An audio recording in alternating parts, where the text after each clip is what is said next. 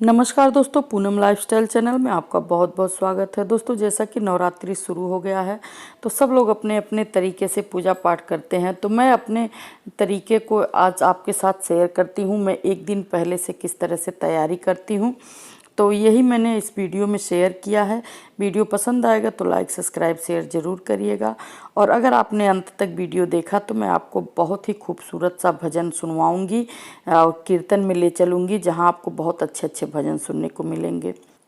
तो देखिए, ये एक दिन पहले का क्लिप है और मैं मार्केट निकल चुकी हूँ पूजा की सामान सब खरीदने के लिए। और आप देख रहे हैं कितना भीड़ है और सारे पूजा स्टॉल पे बहुत सारे भीड़ है। तो मैं तो एक सुपर मॉल में चली जाती हूँ, जहाँ से आसानी से आप अपने हाथों से आराम से कोई भी सामान ले सकते हैं। तो देखिए, मैं सुपर मॉल में आ गई हूँ। यहाँ से मैं सारी सामग्री खरीद लूँगी।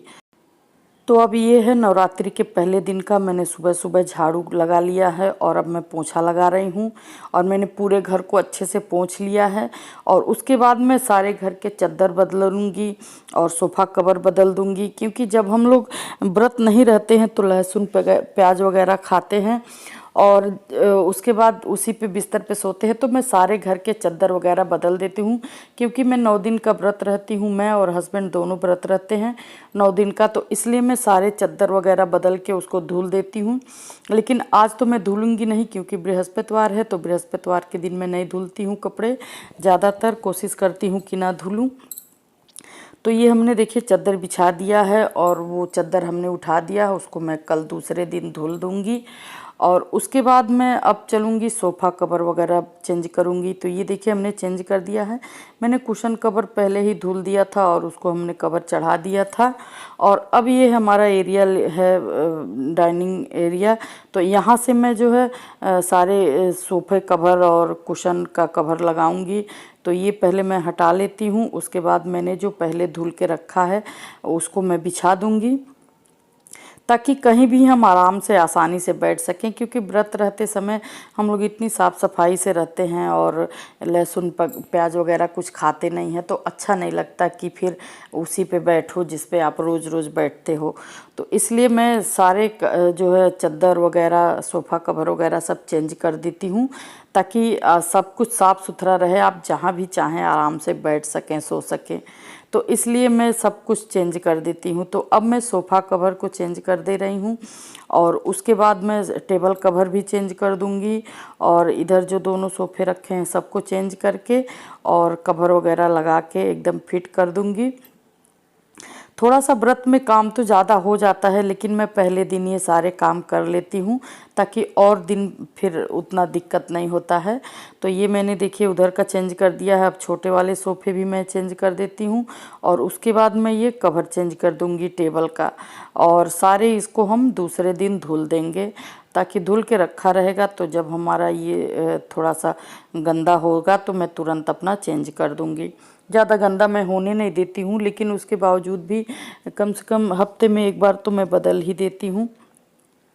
तो देखिए टेबल कवर भी हमने चेंज कर दिया और ये अब लुक मेरा कैसा आ रहा है। इस तरह से सारे हमने चेंज कर दिए हैं। और ये सोफ़ा मैंने खुद से बनाया है।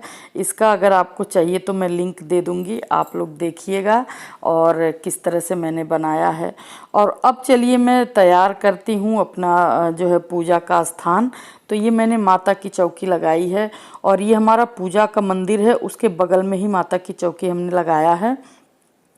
तो नीचे हमने लकड़ी की चौकी रख दी है, उसके ऊपर हमने एक कपड़ा बिछाया है रेड कलर का और फिर हमने उसके ऊपर एक आसनी लगाई है।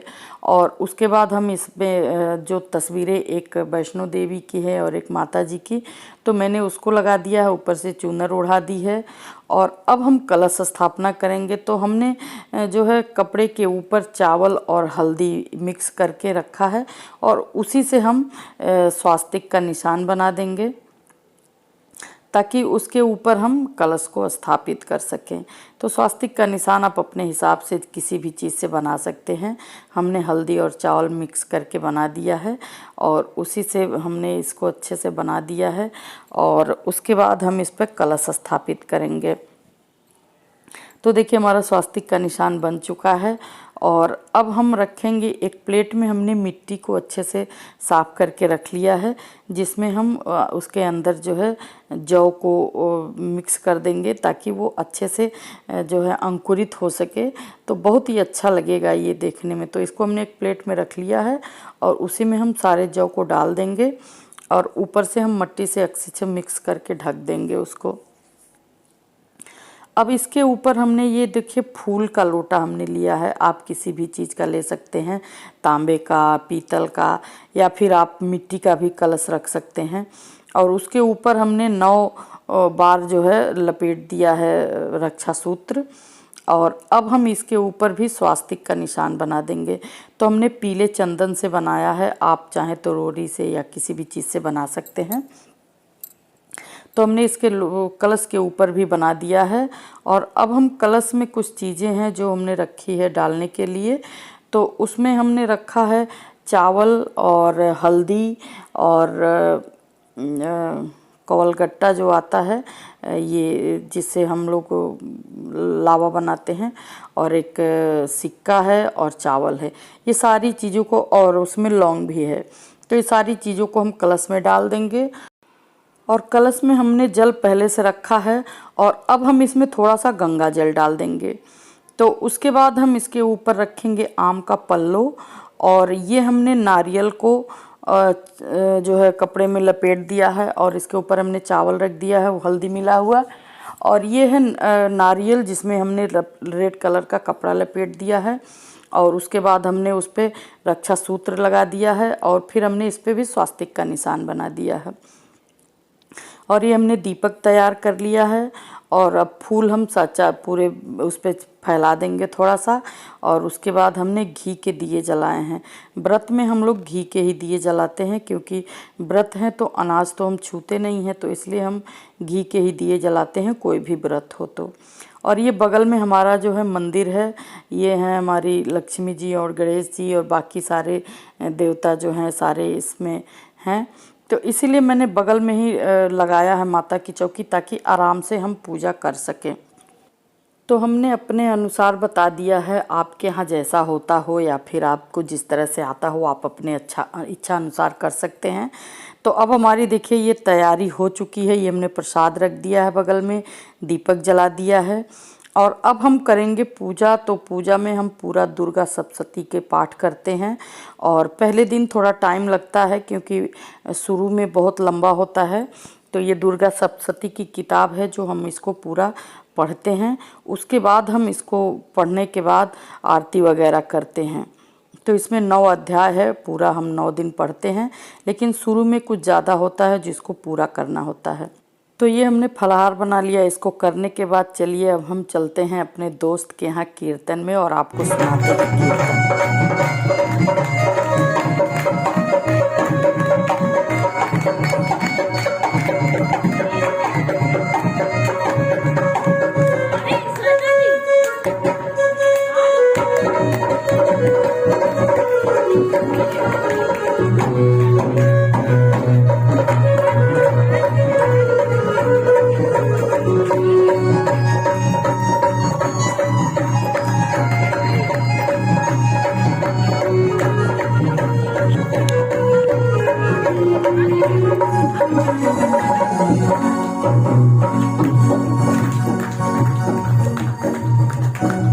उतना दिल ने तुझे याद किया, उतना जग ने बदनाम किया।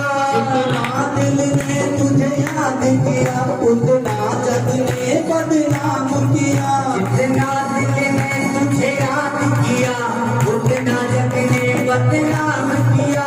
उतना दिल ने तुझे याद किया, उतना जग ने बदनाम किया। बदनामी का फल क्या पाया, बदनामी का फल क्या पाया, क्या पाया? एक संगत में बोलो, एक परिवार बना करके बोलो, क्या कि मैं जानू या वो जाने, ये तुम जाने या वो जाने। मोहन से लगाया है, ये मैं जानू या वो जाने।